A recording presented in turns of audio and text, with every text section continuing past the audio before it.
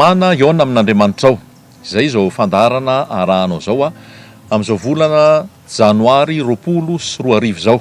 Miarahaba antsika tsirairay avy izay manaraka an'izao toriteny izao. Na aiza sika na aiza. Ny fahasoavan'ny Tompo anie amintsika ary hitombo amin'ny fahalalana tsara an' Jesosy Kristy isika. Ary ho isan'ilay fiangonana tafahomana ary ho akarina rehefa ho avy Jesosy eny amin'ny raolanitra.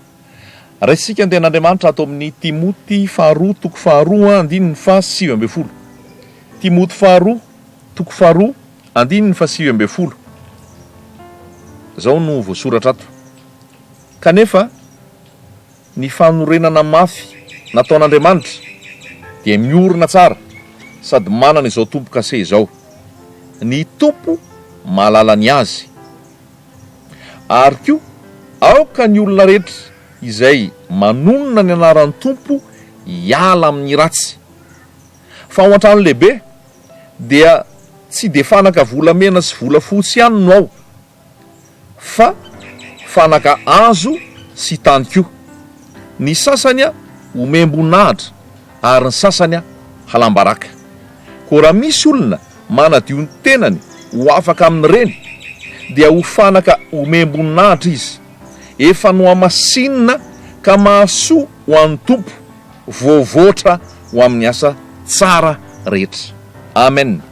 Fanontaniana mipetraka amintsika tsirairay avy dia izao: fanaka omem-boninahitra ianao sa fanaka alambaraka? Fanaka omem-boninahitra sa fanaka alambaraka?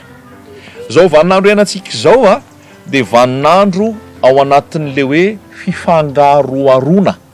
Mifangaro. Tsy misy intsony le tena hoe ahitana hoe tena hoe iza marina no marina, inona marina no tena izy, fa ao anatin'le fifangaroana zao. Fa aminaniny fanambaran'i Jesosy Kristy ihany zany. Ary tao fampianarana tao amin'ny Matio toko 17 dia nampianatra izy ny amin'le vary sy ny tsiparifary. Samy tao atambary daholo reo. Vary tsara ary vary tena vary mihitsy no nafafy ny mpamafy. Fa tonga tamin'ny alina ozy izy dia nisy namafy voratsy. Dia avy eo ny ara-naniry reo, dia naniry ny vary, naniry ny tsiparifary. Samy tao anaty tambary ra ihany. Fa nanontany ny mpiasa rehefa avy eo, ahoana ary no atao? Tianao ve no anesoranay ny tsiparifary? Dia mba hiavaka tsara eo ny vary. Dia hoy ny tompon'ny tambary hoe aoka izao, fa sao dia ampanalana ny tsiparifary nareo dia voakasika koa ny vary, fa alao aniry eo ihany izy. Dia rehefa maniry eo izy rehefa tonga ny fotoana fiakaran'ny vokatra, ny fijinjana, ho jinjaina daholo reo, dia ny vary ho alefa any an-tsopitra, ny tsiparifary ho angonina, ho dorana, ho ariana dia ho dorana. Fa amin'nanina ambaran'i Jesosy izay hoe amin'izao vaninandro ianantsika izao koa dia ao anatin'ny fifangaroarona be tsika. Ary raha mijery ianao dia mivavaka daholo ny olona. Raha mijery ianao ny akamaroany, raha eto Madagasikara ny resantsika, isaky ny tanàna, isaky ny toerana anankiray, farafahakeliny trano fivavahana ray no hitanao eo. Ary maheno ianao fiderana, maheno ianao fitoriana, maheno ianao fitaom-pivavahana, manambara ny tenin'Andriamanitra, manambara ny azo voasoratra atao anatin'ny Baiboly. Zao ao anatin'izany rehetrarehetra zany, mialatsiny milaza aminao fa ny famarinan'ny tenin'Andriamanitra marina foana. Misy ny tsiparifary ao anatin'ireny, misy ny vary ao anatin'ny fitoriana, ao anatin'ny fitaom-pivavahana, ao anatin'ny hetsika anankiray, dia misy foana ny vary sy ny tsiparifary. Efa napetraky ny tompo zany. Fampidirana ihany zay tiako iresahana amintsika fa ato amin'le hoe fanaka alambaraka sa fanaka omem-boninahitra ny olona anankiray. Vazy moa izy amin'ny teny frantsay. Ny vazy dia natao inona? Natao asiana rano, ary natao hitondrana rano hoentina ho an'ny hafa. Tsisy vazy ka hijanona fotsiny eo dia tsy hanao ninina. Matoa vazy zay dia nasiana rano zay dia natao inona? Homena ny hafa zay. Homena ny hafa zay atao inona? Mba hamelona ny hafa. Na zany io hamelona ny hafa, na io hamono ny hafa. Fanontaniana mipetraka dia fanaka alambaraka ianao sa fanaka omem-boninahitra, ho vonona tsara amin'ny asa tsara rehetrarehetra.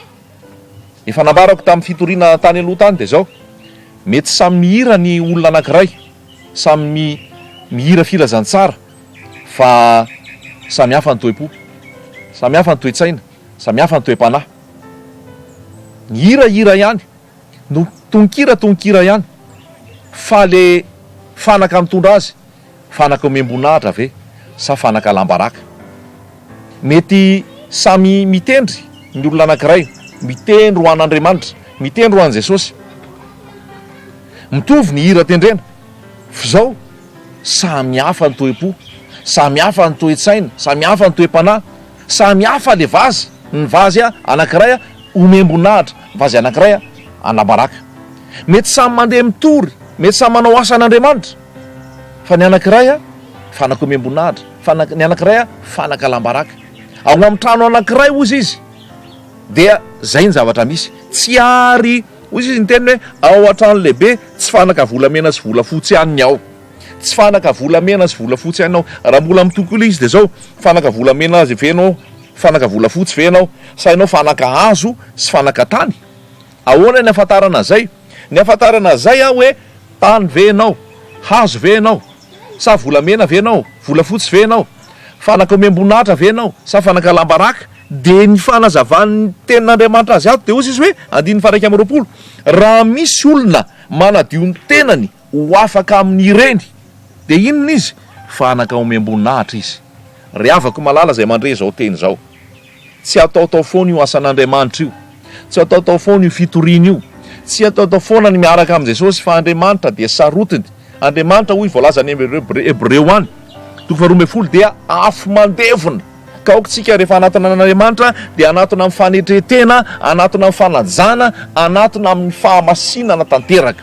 Zao tsy inona zava-misy, efa regleny Jesosy teo amin'ny azo fijaliana ny olana amin'ny resaka fahotana. Efa niregleny Jesosy teo amin'ny azo fijaliana ny olana amin'ny resaka fanaovana ny fahamasinana sy ny fiainana araka ny tenin'Andriamanitra.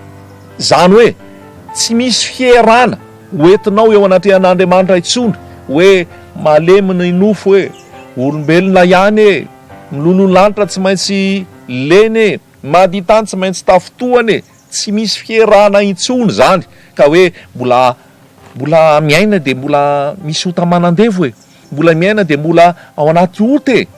Tsia zay le famarinana tiana zaraina aminao eto.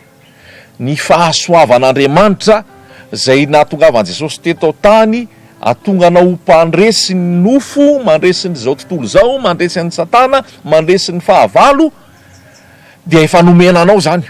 Fa anjaranao ny mino sy miaina araka zay tenin'Andriamanitra zay.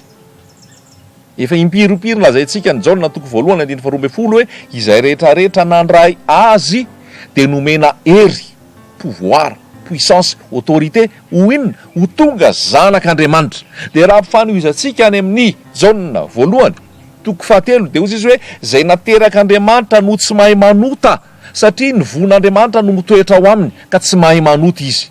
Raha misy olona ao amin'ny Kristy de olombavao izy. Andevony sigara ve ianao? Andevony toka ve ianao? Andevony fijangajangana ve ianao? Andevony rongony ve ianao? Andevony fijejojejona, ajejojejona ve ianao? Andevony fitiavatena ve ianao? Andevony fankahalana ve ianao? Andevony ota ve ianao? Miaino ahy io. Misy vaovao tsara be omenanao. Efa niregleny Jesosy zany. Afaka tsy ho andevo intsony ianao, afaka tsy ho andevo fijangajangana intsony ianao, afaka tsy ho andevo ny friariana intsony ianao, afaka tsy ho andevo ny fitiavatena intsony ianao, afaka tsy ho andevo ny sigara, rongony, ny toka, afaka tsy ho andevo ny fanimpotsampy, afaka tsy ho andevo ny nofo intsony ianao. Satria ny vaovao mahafaly de zao, maty Jesosy, tsangana tamin'ny maty, velona mandrakizay. Zany nge tsy irahiraina fotsiny, zany nge tsy resaka fotsiny tantara, fa misy antony be, misy fiatraikany be tamin'ny fiainako zany. Rehefa nambara tamiko hoe voaomby niaraka tamin'i Jesosy teo amin'ny azo fijaliana ka tsy za tsony ny velona fa Kristy ny velona atao anatiko. Rehefa nambara tamiko hoe rehefa nombona teo amin'ny azo fijaliana Jesosy de niara nombona teo ihany koa ahako, ary rehefa nalevona Jesosy de niara nalevona tamin'ny ihany koa ahako amin'ny finoana, ary rehefa natsangana izy de niara natsangana fiainam-baovao ao aminy ka tsy andevony ota intsony, tsy andevony lalàna intsony. Maty any amin'ny lalàna, maty any amin'ny ota, maty any amin'izao tontolo zao, fa efa nitsangana de nitsangana fiainam-baovao. Tsy mahalala intsony zao tontolo zao, tsy mahalala intsony nofo, tsy mahalala intsony ny ota, fa olo-baovao ao amin'i Jesosy. Noho ny asa-panavotana nataon'i Jesosy Kristy ka tsy andevony fahotana intsony ahako. ho anao eto androany mandre ahy eto androany tsy vola fotsy tsy volamena tsy rakitra tsy fahafolo-karena tsy ny fandehanana any amin'ny fitoeram-pivavahana tsy tapaka tsy ny fanaovana asan'Andriamanitra no hanafaka anao no hanasitrana anao no hanamasinana anao fa ninona ny rahasoan Jesosy Kristy, ninona ny fahasoavan Jesosy ao aminao, ninona noho Jesosy tonga ao aminao ka mamehery anao. Fantatrao amin'izay hoe tia tsy ankasitrahan'Andriamanitra, tia ankasitrahan'Andriamanitra. Fantatrao amin'izay hoe tia sitrapon'ny tompo, tia tsy sitrapon'ny tompo, ka tsy ho fahalalana iny fotsiny fa rehefa fantatrao le izy dia mahazo hery ianao, mahazo hery ianao ahafahanao manohitra, mahazo hery ianao, mahazo fahefana ianao avy amin'ny fanamasina ahafahanao mandaa zay rehetrarehetra tsy avy amin'ny Jesosy Kristy tompo. Zay zany ny vahaolana hoe raha ho fanaka voafidy ianao omemboninahitra, ho fanaka omemboninahitra, fanaka volafotsy, fanaka volamena na masinina masoa voavoatra ao amin'ny asa tsara rehetra, dia inona no fepetra mba ho tanteraka izany? Dia ozy izy hoe raha misy olona manadio ny tenany ho afaka amin'ireny. Inona le ireny? Ny ireny dia ny fampianaran-diso aloha, fampianaran-diso izay mikibony no Andriamanina, fampianaran-diso izay mifantoka amin'ny olombelona, mifantoka amin'ny vola sy harena, mifantoka amin'ny tena. Raha misy manadio ny tena no afaka amin'ireny. Ny filazantsara tsy mifantoka aminao, filazantsara tsy resaka vola sy harena, filazantsara tsy resaka rakitra be, filazantsara tsy resaka fampiroboroboana eto an-tany, filazantsara tsy resaka vola sy harena, filazantsara tsy resaka fahafolo-karena sy ny tariny samihafa rehetrarehetra ireny. Fa ny filazantsara dia Jesosy Kristy tompo, izy no filazantsara, Jesosy Kristy no anarany. Ny filazantsara dia zao, ny filazantsara dia zao, afaka amin'ny fahotana ianao, afaka amin'ny fahafatesana ianao, afaka amin'ny fanadevozana ianao, tonga zanak'Andriamanitra ianao ary mandova fiainana mandrakizay maimaim-poana. Ny filazantsara dia zao, mahazo hery ianao ka lo fiangonana tsy handevon'ny fahotana intsony, tsy handevon'ny fahotana intsony, tsy hoe ny teo ihany ny teo, ny fahotana ihany, ny fahotana foana, falazaran-dratsy, falazaran-dratsy foana, nefa miditra am-piangonana ihany, nefa manao asan'Andriamanitra, nefa mandoa rakitra, nefa mandoa fahapafolony sy ny rehetrarehetra. Tsy zany ny mahamaika tompoko, tsy zany ny mahamaika ary tsy zany no toriana. Firifiry izay olona nandoa fahafolo-karena izay fa mbola handevon'ny fisigara, mbola handevon'ny fijangajangana, mbola anatin'ny kolokolo, mbola anatin'ny laika sy ny risoriso. Firifiry izay manao rakitra izay vola madio be, tsy ny vola madio be no ankasitrahan'ny tompo aminao, na dia tsisy maharatsy an'izany ary akory. Fa ny ankasitrahan'ny tompo aminao dia ny fo madio, sambatra ny madio am-po fa izy no hitan'Andriamanitra. Tsy ny resaka fanaovana asan'Andriamanitra no hidiranao ny fanjakan'ny lanitra, efa nitetezinao daholo zao fiangonana rehetrarehetra zao, efa nataonao daholo zao asa rehetrarehetra zao, fa asa daholo zany. Fa ianao ao am-ponao ao, ianao ao an-tsainao, eo amin'ny fiainanao mbola matsapa geja, mbola matsapa alahelo, mbola matsapa vesatra ny fahotana. Satria nahoana? Tsy nitoriana taminao Jesosy. Satria nahoana? Tsy nambara taminao le maty ka nitsangana tamin'ny maty velona mandrakizay. Satria nahoana? Tsy nitoriana taminao ny herin'ny azo fijaliana zay manafaka ary manome fiainana, fa olombelona no toriana taminao. Fampanantenana vahaolana amin'ny resaka vola, resaka trano, resaka hofatrano, resaka fahasalamana, resaka arena no nitoriana taminao. Fa raha zany ne nitoriana taminao, tsy hitondra fiainanao anao hidirana fanjakan'ny lanitra zany mivany olanao, fa enao le andevony io mbola ao foana. Fa ny tena tia napetraka amintsika dia zay, raha misy manadio ny tena no afaka amin'ireny. Ny fampianarana tsisy kilema tompoko ny mila hiverenana dia Jesosy ranoray, Jesosy sy ny maizy azy, Jesosy amin'ny fahafenony. Ny fampianarana tsisy kilema tompoko dia ny herin'ny azo fijaliana manafaka ny olona amin'ny fangejan'ny nofo, fangejan'ny ota, fangejan'ny satana sy fangejan'izao tontolo izao. Ny fampianarana tsisy kilema tompoko dia mampianatra ny olona tsy fangaroaro amin'izao tontolo izao, tsy ho tia izao tontolo izao. Ny eto amin'izao tontolo izao dia ny rehaky ny izao fiainana izao, ny filan'ny maso, ny filan'ny nofo, tsy ireny, tsy mifangaro amin'ireny ny zanak'Andriamanitra. Ny fampianarana tsisy kilema tompoko dia mametraka ny olona hoe tsy misy firaisana tsokombakomba amin'ny ratsy, tsy mandefitra amin'ny kolikoly, tsy mandefitra amin'ny langy, tsy mandefitra amin'ny fraudy, tsy mandefitra amin'ny risoriso, fa mijoro amin'ny fahamarinana ny tenin'Andriamanitra, tahaka ny joroany ry Daniel, tahaka ny joroany ry Sadraka sy Mesaka sy Abednego, ny joroany ry Petera sy ry Jakob, noho ny fahamarinana. Reny nijoro hatramin'ny farany. Aiza ny olona sahala amin'izany amin'izao fotoana? Inoko fa maro no mandre ahy, inoko fa maro no mijery ahy, izay tena resy lahatra ny amin'izany hoe teny tsy misy kilema izany. Aza mety ambakain'ny olona sy horebireben'ny olona ianao hoe misy ota foana, misy ota mamatotra, andevon'ny ota foana, tsy manandeva anao tsony ny ota rehefa am' jesosy ianao. Raha sendra sokolafaka angaka ekeko, raha sendra tafotoana angaka ekeko fa ho arenin' jesosy rehefa avy eo. Fa ny olona am' jesosy Kristy dia olona mandresy fahotana, mandresy ny nofo, mandresy ny toetra ratsy, mandresy ny fitiavan-tena, fa olona manana toe-panaraka an'Andriamanitra, manana toetra tahaka an' Jesosy. Hoy Jesosy am' Jaona Matio 1:10, mianara amiko fa malemy fanahy tsy miavona po ako. Mianara amiko fa malemy fanahy tsy miavona po ako.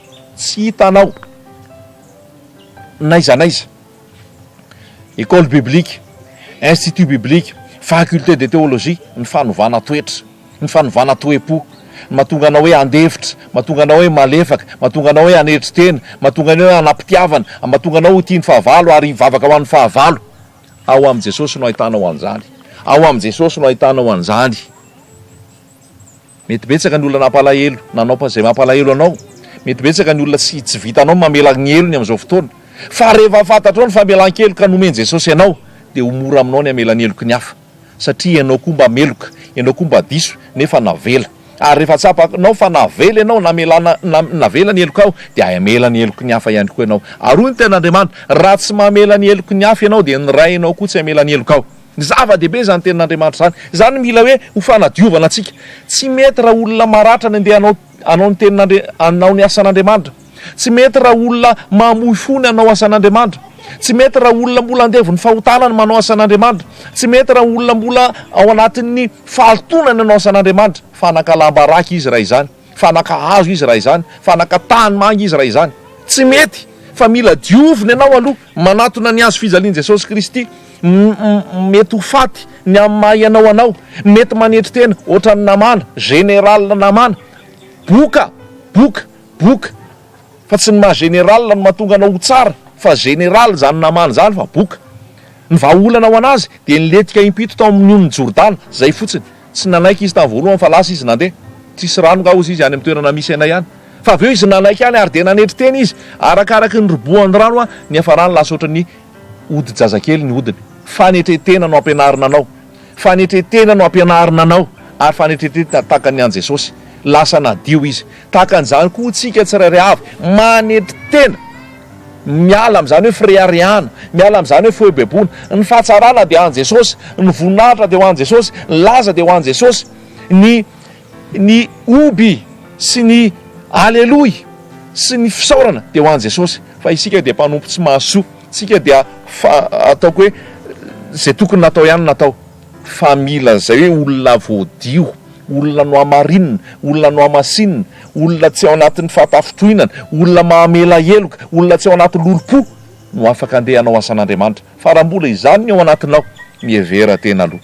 Raha mbola izany ny ao anatinao dia mipetraha mihitsy aloha. Raha mbola izany ny ao anatinao dia ajanony daholo ny azakazaka sy ny asa rehetrarehetra. Fa eto eo anatrehan' Jesosy ny fonao e. Ho eto eo anatrehan' Jesosy ny fonao, dia hoy ianao masin'ny ray tahaka ny Salamy 8:30 hoe dinio ao Andriamanitro ary fataro ny eritreritro, izaho toetra ary fataro ny foko, ary izaho raha misy lalana mampahory atao anatiko dia tario amin'ny lalana mandrakizay aho. Isan'andro zany, isa minitra, isa sekondra, dia mila manao jery todika ny amin'ny fiainantsika. Tsy hoe miandro faran'ny taona, tsy hoe miandro voalohan'ny taona vao anao an'izany, fa isan'andro dia mandiny tena foana. Inona ny sitraponao Jesosy? Inona ny tokony ahitsy Jesosy? Dia mandeha amin'ny fanetretena ianao. Ny hery rehetra efa nomen'ny Tompo ahafahanao manao ny sitrapony. Ny hery rehetra efa nomen'ny Tompo ahafahanao miaina araka ny tenin'Andriamanitra. Dia apetraka amintsika mihitsy zany teny zany hoe io tsy resaka hoe amin'izao fotoana izao mantsy amin'ny voalohan'ny taona izao dia hoe raha te hahazo fanambinana, raha te hahazo fitahiana, andao hamonjy fotoan-dehibe dia homanina ny zavatra tsara indrindra any aminao. Inona leo tsara indrindra io? Valopy madio be, misy vola be da be, mba azonao fitahiana, mba hitahiananao amin'ity taona ity. Tsy vola be da be no alohanao azonao fitahiana tompoko. Raha izany ny ilaina dia tsy ny ilaina nafaty an'i Jesosy teo amin'ny azo fijaliana. Raha resaka vola, raha resaka rakitra, raha resaka didy, raha resaka fafolo-karena no dradradradraina sy iraina sy hotenenina amin'ny olona foana, tsy hidiran'ny olona ny lanitra zany. Vao maika zany animban'ny olona, vao maika zany avesatra ny olona, vao maika zany ampisy fréariana sy febebona ary ampiteraka fahotana satria mamono zany. Atsaharo zany ry mpanompon'Andriamanitra raha mbola zany no torinao. Atsaharo zany ry mpivavaka ripino raha mbola miazakazaka amin'ny resaka salam'izany ianao. Tsy zany no hitahinanao amin'ity taona ity, tsy zany no ahafahanao hoe ilamina daholo ny taona ray manontolo, ray manokana be ho an'Andriamanitra ianao androany, manokana vola, manokana fananana be sy ny sisa mba ho tahinanao. Tsy ho vidinao vola ny fahasoavan'Andriamanitra, fa ny rany Jesosy ny herin'ny fanamasina izay ny tena zava-dehibe. Jesosy mihitsy avy eo manaraka ny ambiny rehetrarehetra. Ho an' Jesosy ny voninahitra mba ho fanaka omem-boninahitra ianao fa tsy fanaka alam-baraka. Amen.